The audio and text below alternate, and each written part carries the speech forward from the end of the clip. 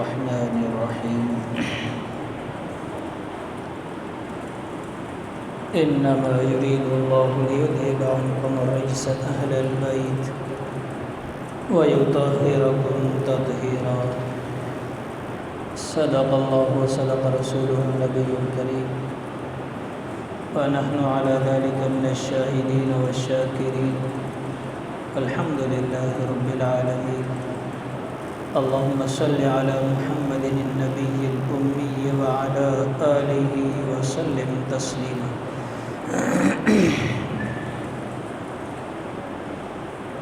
آپ علیہ الصلوۃ والسلام کی ازواج مطہرات امہات المؤمنین کے مناقب اور فضائل بیان کیے جا رہے تھے۔ 10ویں نمبر پر ام المؤمنین حضرت صفیہ رضی اللہ تعالی عنہا ہے۔ ام المؤمنین حضرت صفیہ رضی اللہ تعالی عنہا کا باپ حی بن اخطب قبیلہ بنی نذیر کا سردار تھا۔ ان کا سلسلہ نسب حضرت ہارون علیہ السلام اور حضرت موسیٰ علیہ السلام کے ساتھ جا کے مل جاتا تھا،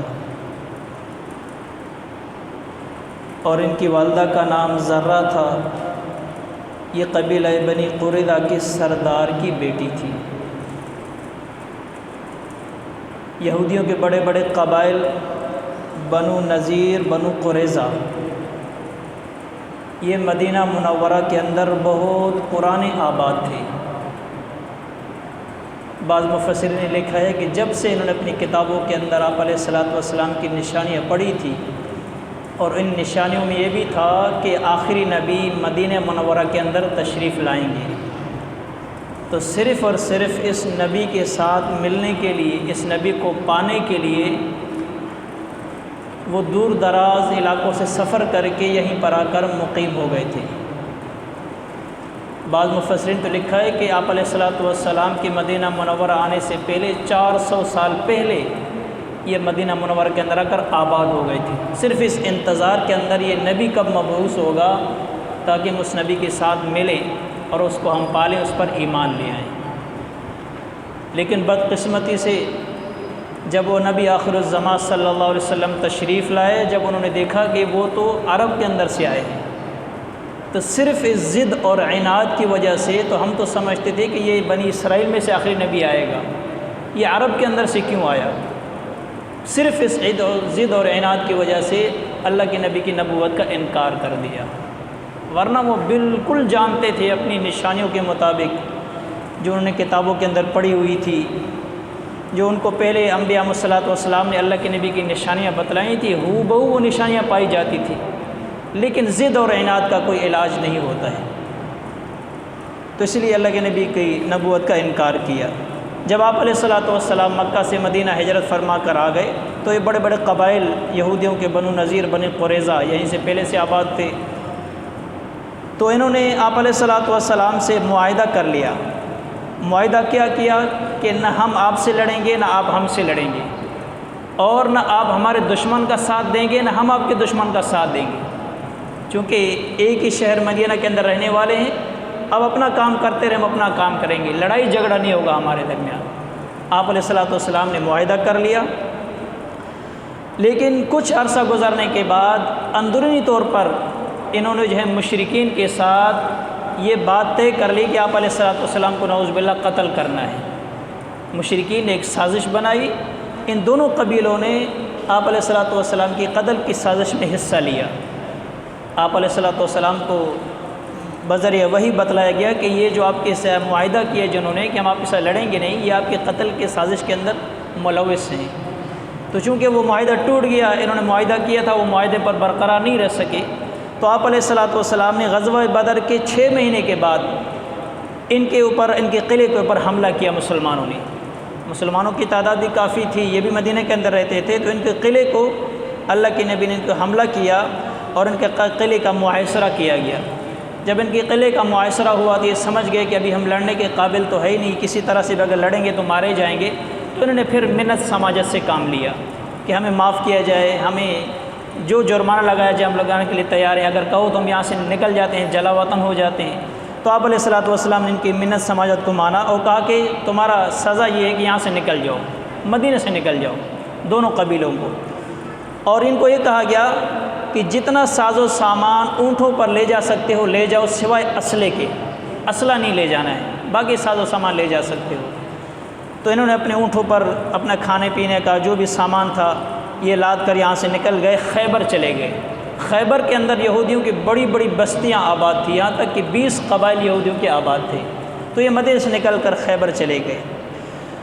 جب دوسرا معرکہ خیبر کا ہوا، مسلمانوں نے جا کر خیبر کے اوپر حملہ کیا، خیبر کا محاصرہ کیا، تو اس وقت جو ہے حضرت صفیہ رضی اللہ تعالی عنہ جو تھی، ان کی پہلی شادی جو تھی ان کے چچا زاد بھائی سلام بن مشکم سے ہوئی تھی۔ کچھ عرصے کے بعد اس نے حضرت صفیہ کو طلاق دے دی تھی۔ پھر اس نے دوسرا نکاح کنانہ بن ابی حقیق سے ہوا تھا، اس کا نکاح وہ بالکل تازہ نکاح ہوا، تو بھی چند ہی دن گزرے تھے کہ آپ علیہ الصلوۃ والسلام نے خیبر کا محاصرہ کیا، صحابہ کرام نے خیبر کا محاصرہ کیا۔ تو حضرت صفیہ کی چونکہ دوسری شادی بالکل قریبی ہوئی تھی، یہ سن 7 ہجری کے اندر جو ہے خیبر کا محاصرہ ہوا۔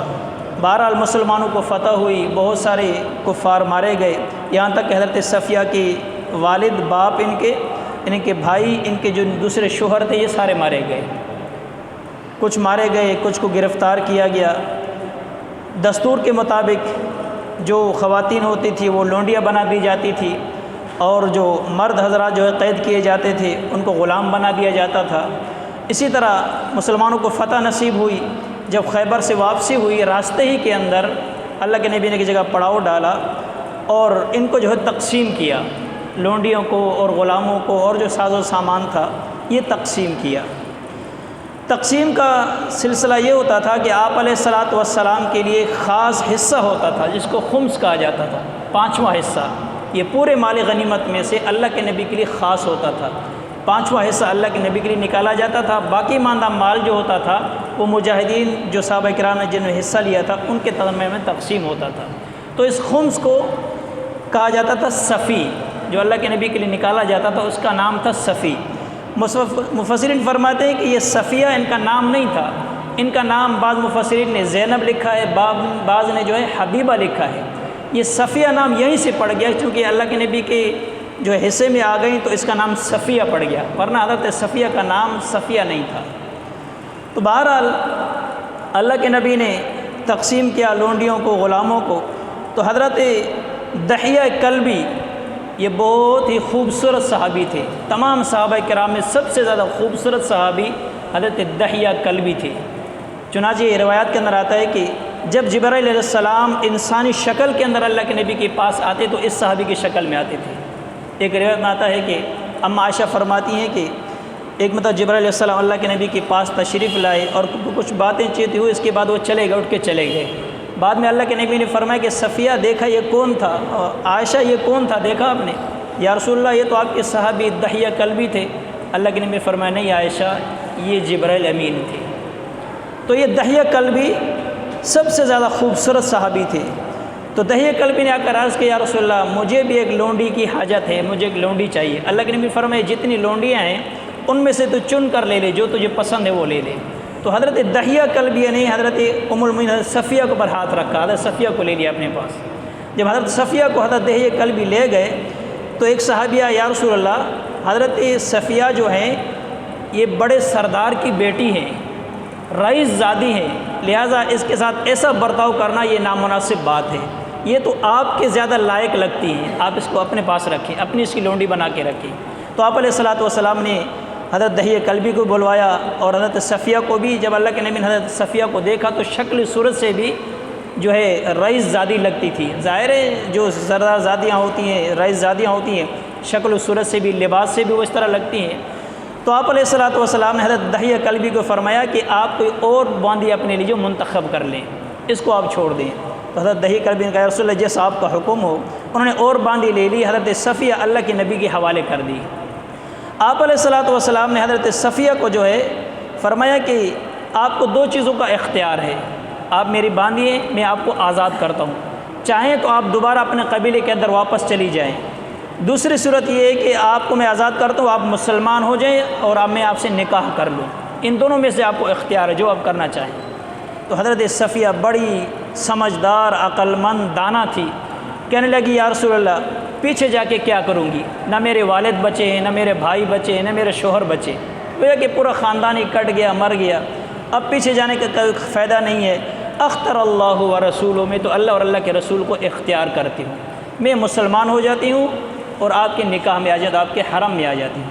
آپ علیہ الصلوۃ والسلام نے راستے ہی کے اندر، چونکہ یہ سفر جاری تھا، ابھی مدینہ منور کی طرف آ رہے تھے، تو راستے کے اندر صبا کے مقام پر اللہ کے نبی نے پڑاؤ ڈالا، وہیں پر جو ہے حضرت صفیہ کے ساتھ آپ علیہ الصلوۃ والسلام نے نکاح فرمایا، اور ان کا مہر جو مقرر ہوا وہ یہ تھا کہ آپ کو آزاد کر دیا جائے گا، یہ آزادی ان کا مہر تھا۔ اللہ کے نبی نے ان کے ساتھ رات کو خیمے میں گزاری۔ جب اللہ کے نبی خیمے میں تھے تو حضرت ایوب انصاری رضی اللہ تعالیٰ عنہ پوری رات آ کر خیمے کے دروازے پر ایک ننگی تلوار لے کر کھڑے ہو گئے اور بڑی پریشانی کے عالم کے اندر۔